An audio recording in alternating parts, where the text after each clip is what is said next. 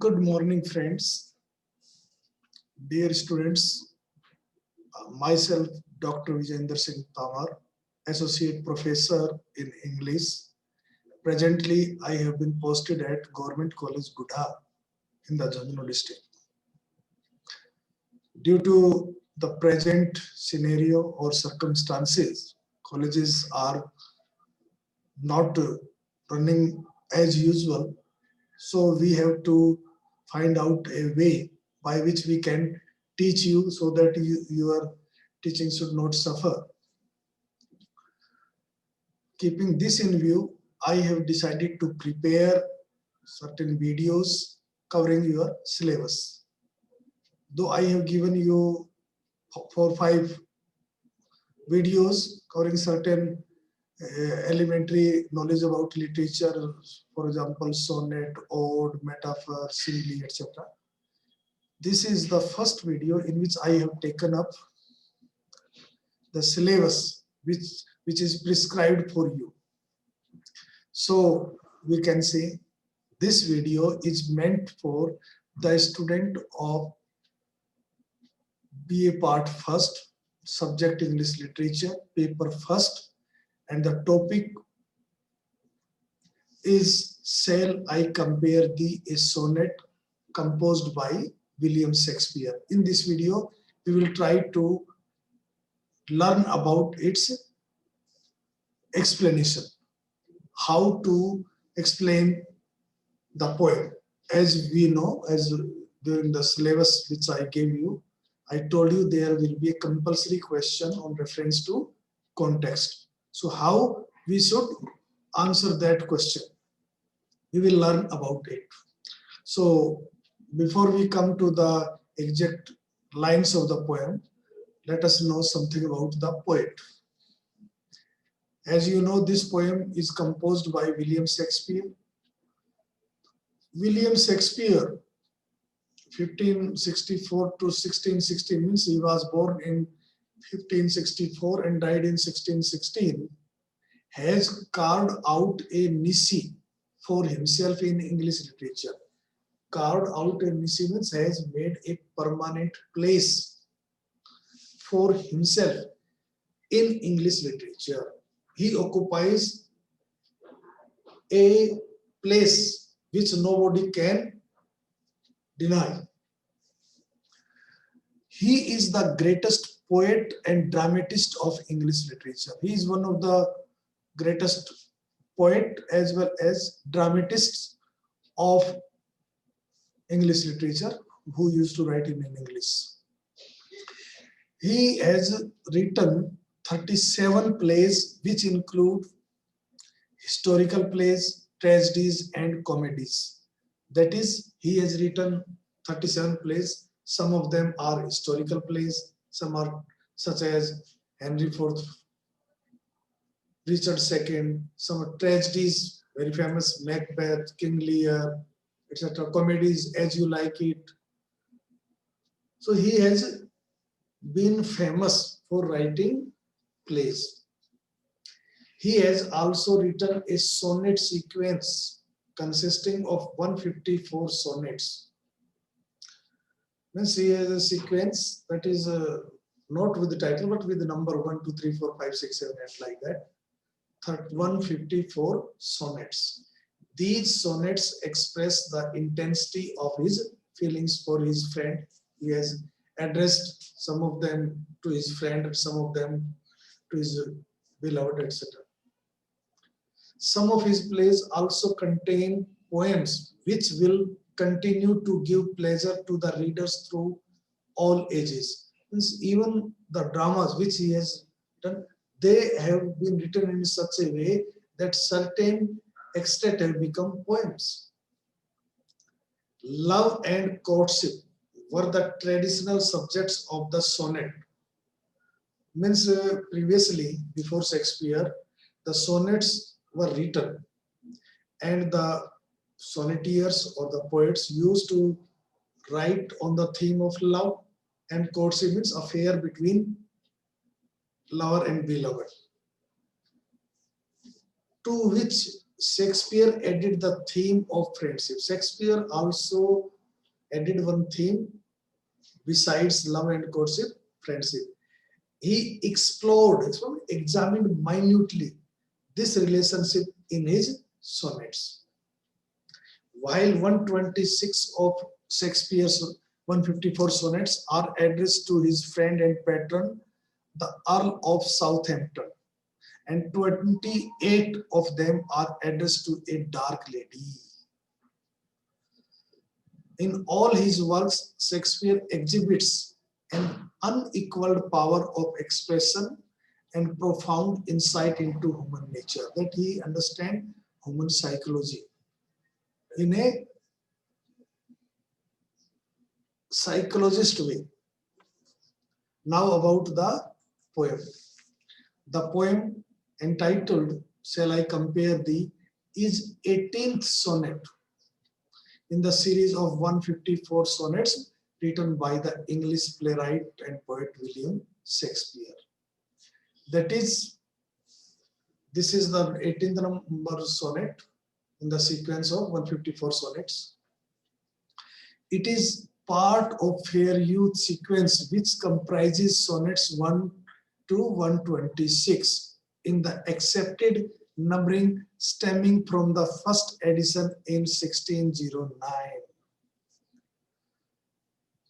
As I told you that he has written 154 sonnets, and out of 154 sonnets, 126 have been addressed to his friend and patron Earl of Southampton, and this is one of them. The poet has immortalized, that is, has made his friend immortal, the beauty of his friend. One thing we must keep in mind that when we refer to beauty in this poem or other poem of William Shakespeare, beauty means spiritual and intellectual qualities. That is, qualities, not physical beauty. The Earl of Southampton in this sonnet. The poet points out that the fairest and the most resplendent things decay and decline by chance or by the laws of nature. That is even the most beautiful thing which is on this earth, either made by man or created by God, will come to an end, will lose its charm either by accident or by the nature's law of change. But the beauty of his friend will not suffer the ravages of death.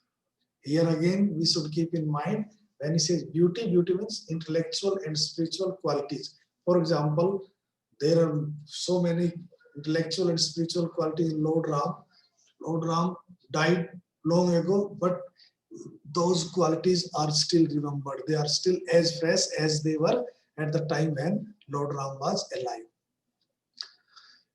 The poet claims that so long as man can breathe or eyes can see, means as long as human beings exist on this earth, so long as this poem remains in existence, as long as his poems are read, his friend will live in the immortal lines of his sonnet or this sonnet.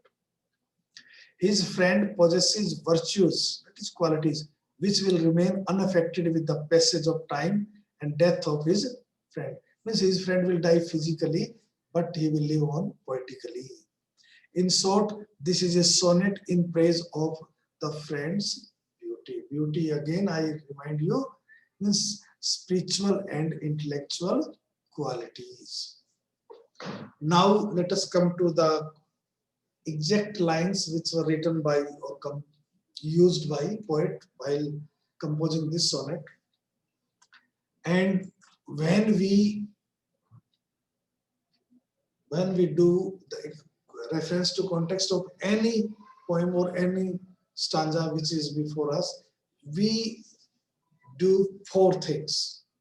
First of all, reference. Reference means name of the poet, name of the poem, name of the book in which it was published, name of the year, and source. These come in the category of reference.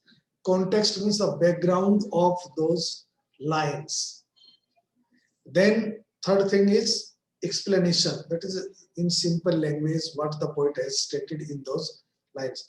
And then we are supposed to give certain comments, something which have attracted.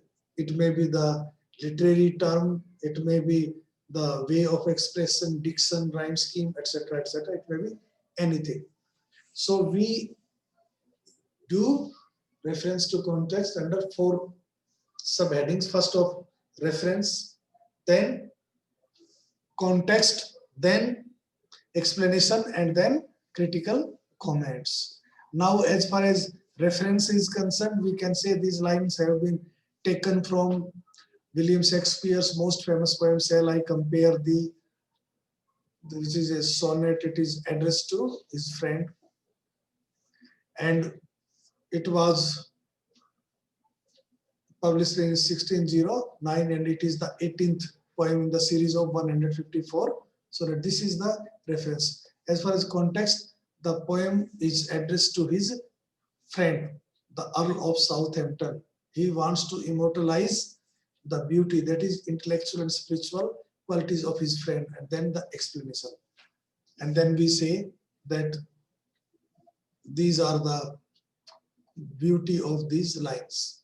That will come into critical comments. Now, explanation. The poet says, shall I compare thee to a summer's day? Now, first of all, before we begin, summer in England is regarded as a very pleasant thing, because that is a cold country.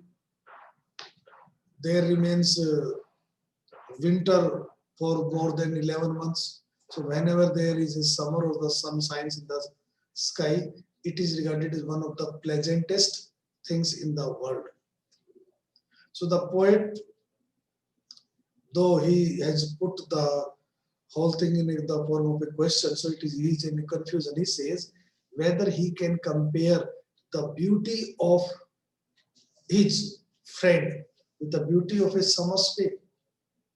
But as the interrogation is concerned, it means there is a confusion. He is not certain. So he drops the idea. He does not find it suitable to compare his friend to a summer's day, to the beauty of a summer day. Why? Then he gives reason. Why has he decided not to compare his friend's beauty with the beauty of summer's day? First of all, he says, thou. Thou is obsolete for, it means you. Art means are. More lovely means more beautiful. And more temperate means evenly tempered, not overcome by fashion. Not to becomes angry. Because summer day is lovely, but his friend is lovelier than summer day. Secondly, summer day is not evenly tempered. Sometimes it suffers from certain defects, but his friend is free from such defects. So it will not be a suitable comparison. Now he tells us what kind of defects a summer day has. First of all, he says rough winds, fierce winds. Do shake. Fierce winds blow during summer and they shake. This causes damage. The darling buds of May.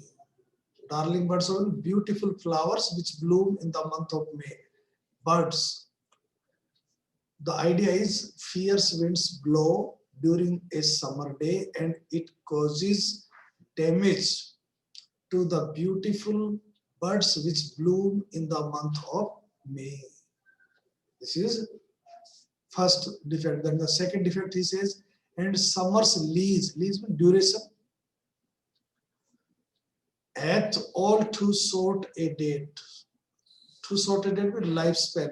The lifespan, that is the summer day, lasts only for a short period, short duration, whereas his friend will continue for a long period. Another defect, sometime too hot the eye of heaven. Eye of heaven means sun. Sometimes the sun in the sky shines too hot that its brightness dazzled our sight. we are not in a position to look at the sun because of its brightness. It is too hot, you can say, to look at. But his friend does not have any such kind of defect. He is not too angry. And often is his gold complexion dimmed. Complexion, face, appearance, countenance, sometimes the clouds come before the sun. The result is the sun's light become dimmed. It does not give that kind of brightness which it naturally or generally gives. It's become diminished, faded like. So these are the defects of a summer day. What are the defects? First is rough winds blow during the summer day. It causes a lot of damage to beautiful flowers. Then the summer day lasts only for a short period. Then the sun shines sometimes too hotly that it is very difficult to look at it. And the fourth one is sometimes the clouds appear in the sky and they come before the sun, and the brightness of the sun is diminished or faded. Now, keeping these defects, the poet thinks that let us think about other things of the world created by man or created by God. He wants to compare the beauty of his friend with other things in the world, the universe. What he realizes, and every fair, that is beautiful thing, from fair beauty sometimes declines. That is, every beautiful thing of the world loses its beauty after some time. That is, nothing is permanent. Every beautiful, whether it is created by God or made by man, will lose its beauty after some time. By chance, either by accident or nature's changing course untrimmed, or nature's law, untrimmed, uncut, unmodified, or unchanged. That is the passage of time results the damage of a thing. In other words, with the passage of time, a thing loses its natural beauty. It becomes faded. This happens to all the things. But there is nothing which will happen with his friend's beauty. So he comes to a conclusion that he cannot compare his friend's beauty with the beauty of any other thing, whether it is created by God or by man in this world. Now, the another stanza.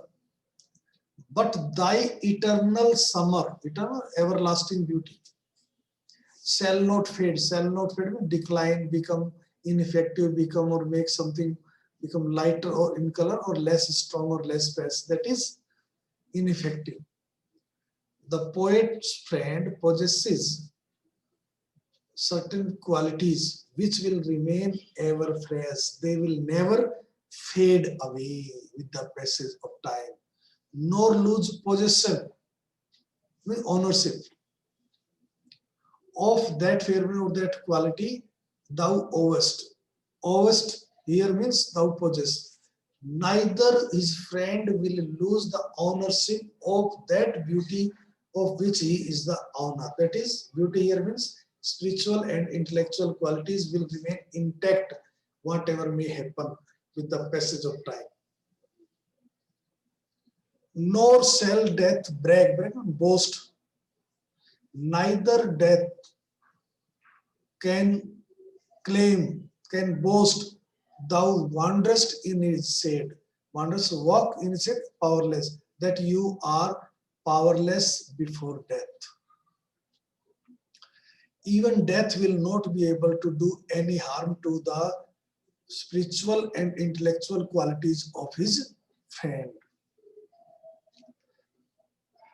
Idea is the poet will die physically, but he will live poetically. When in eternal lines to time thou growest.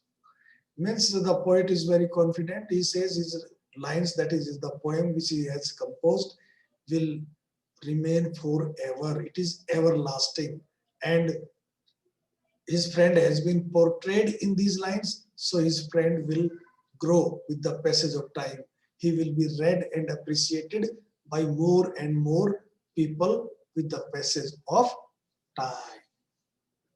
So long as man can breathe. Now, in this concluding couplet, the poet says that as long as human beings breathe, or eyes can see, or eyes can see, so long lives this poem.